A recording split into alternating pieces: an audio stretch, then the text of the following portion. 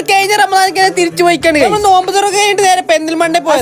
ഇവിടെ ഫുൾ ആൾക്കാരാണ് ഇവിടെ പേടി. ഞാൻ പറഞ്ഞു ഞാൻ ഇവിടെ അല്ലേ ബാസിറാണ് ഏറ്റവും പേടി. എനിക്ക് അതാണ് പൊട്ടാറ്റം കൊണ്ടുള്ള സംഭവം തന്നെയാണ്. പേരൊന്നും ഇന്റെ ചോദിച്ചിരുന്നു.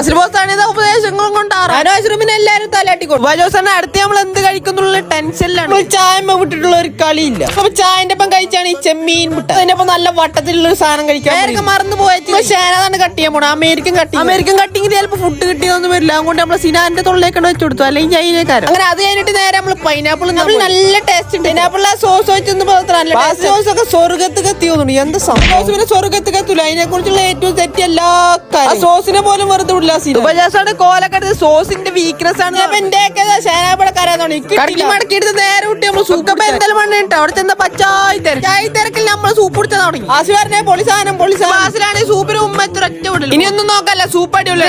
ചിക്കൻ എന്തോ സാധനം തേച്ചിട്ട് നമ്മൾ വെള്ളയിലാക്കി നമ്മൾ നേരെ ഉട്ടിനെ പറ്റി